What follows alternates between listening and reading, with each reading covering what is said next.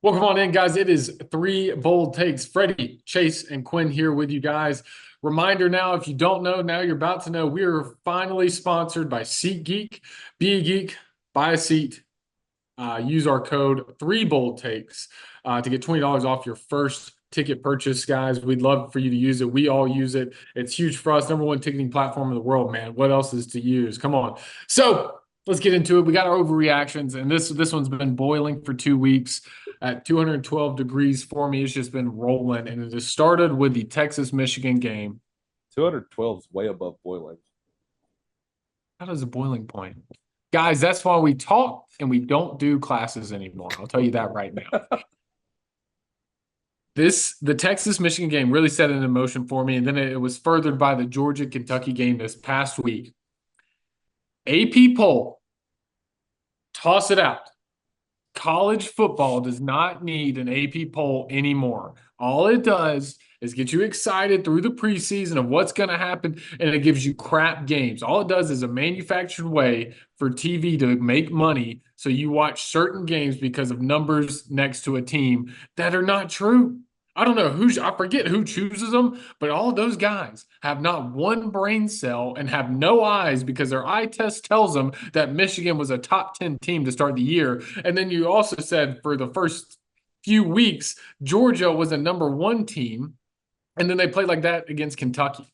I don't believe the AP poll serves any purpose except for TV ratings. And I think we should all play like the NFL and have no rankings next to us until the playoff committee decides to give out rankings. I think that's the only time we should use rankings because none of it matters anymore. You gave me a top 10 matchup and I watched Texas beat Michigan by 28 points or whatever it was, or before they scored that crap touchdown. And then I watched Georgia slip by Kentucky, who Kentucky lost to South Carolina the week before. And terrible fact, like AP poll is the most hysterical use of rankings in any sport ever. And I think it needs to be done away with. I've been sitting on it for 2 weeks, guys. I've been asking when we're going to do overreactions because honestly, this isn't an overreaction, it's just a reaction. Chase's reaction. And maybe, yeah, it's a little drama filled. Yeah, just a tad bit. But at the end of the day, it's stupid. AP poll is, not Chase. Anyway, Look, gather around the campfire, guys, and let's beat up the AP poll. And once it's dead, we'll keep beating it. I hate it thank, too. I thank you. completely agree. It's like again, it is first off, the people who choose the AP rankings are media personalities. It is people who are sports writers who write in their rankings. So they have incentive to push these games with the big brands. So that's 100% what it's for. I think it's negative for the sport in the long term because then we get caught up on, oh, Texas beat a top 10 Michigan team in week 2 on the road. No, they didn't. No, they No. did not.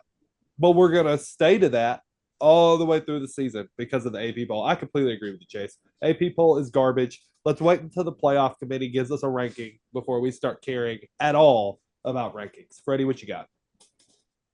Hmm. I disagree. And Boo. here's the reason why I disagree. You may think the AP poll is dumb, and listen, I think that preseason rankings are dumb because they change over time. But here's the thing about the AP poll. It sucks in the beginning because we don't know anything about teams. If all three of us made a top 25 list separately, I guarantee you the top 25 in week 1 would be nowhere near the top 25 whenever the playoff rankings come out. So there's a True. certain level of guessing and taking into account the last year, who the coach is, who you got coming back. But at the end of the day, all that doesn't matter because it's a brand new year. When you look at the AP poll 1 week or 2 weeks before the playoff rankings come out, think about how eerily similar they are. The AP poll and the first playoff rankings are near identical to each other. And that's because over the course of time, you lay eyes on a team, you start to know who's good, who's not. We had Michigan in the top 10 because of what they did last year. Now, they penalized them because of who they lost, what they lost, and all of that. Otherwise, they'd be ranked number 1 in the country. They weren't.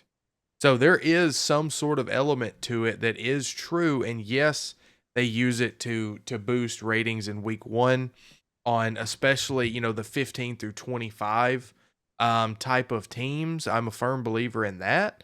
But when you look at the top 10, 15, I don't know if the playoff committee came out with rankings year round, how different it would be versus AP poll in the first couple of weeks. So that's my opinion. I think you have to have it, not only to hype up games, which in your guys' mind is kind of a negative, but you also have to have it for the end of the year and for the playoff committee to ultimately look at. And yes, they use that criteria, but I mean, hey, if Michigan turns out to lose 4 games, that top 10 win isn't going to mean anything at the end of the year in the playoff committee's eye. So I think there is a need for it. I don't think it's as dumb as you guys think. I think it serves its purpose. And considering how hard it is to rank teams when you've never seen them play, I think they do a pretty decent job. Do you not think, though, that there's an element of we give these teams these preseason rankings and it pre-bakes some of our opinions of early season wins in a way that is kind of disingenuous? Like, that's my issue with it. It's not that, oh, they're bad at it. Of course they're bad at it. We don't know what these teams are going to be at the start of the year. My issue is that we're even trying to rank teams at the start of the year.